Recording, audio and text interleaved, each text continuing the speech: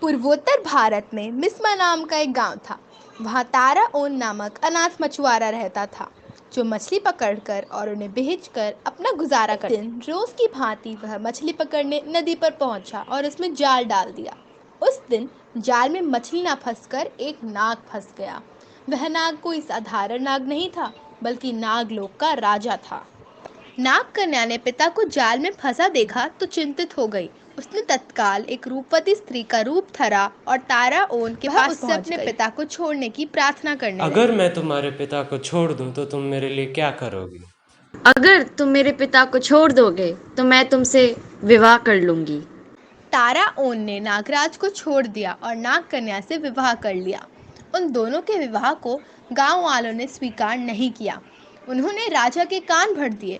राजा ने सैनिकों को तारा ओन को पकड़कर लाने के लिए भेजा। तारा ओन को राजा के सामने पेश किया गया। तुम दंड के भागीदार हो। गांव की परंपरा को तोड़ अब तुम यहाँ नहीं रह सकते। कल सुबह हम दोनों एक एक टोकरी नदी में बहाएंगे।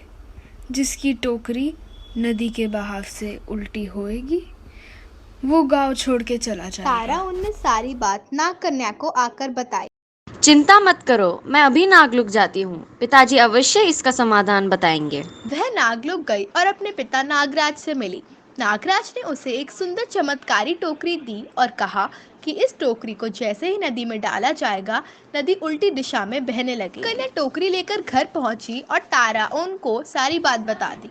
अगले दिन तारा ओन का जब राजा से सामना हुआ तो उसकी टोकरी के चमत्कार ने नदी ने अपना बहाव बदल दिया। राजा ने फिर अपनी हार स्वीकार नहीं की। राजन, मैं ये प्रतियोगिता जीत गया हूँ। अब उचित यही होगा कि आप ये गांव छोड़कर चले जाएं।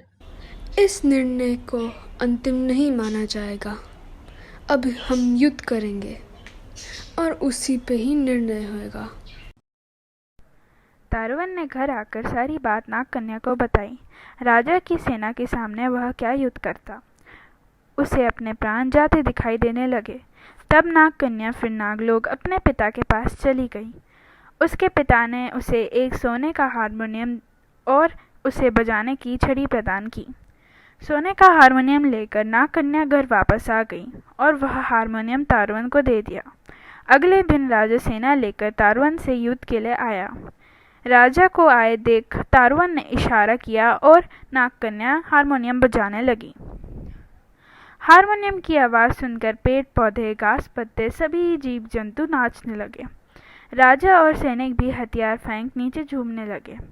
इस तरह राजा की हार हुई और उसे गांव छोड़कर जाना पड़ा।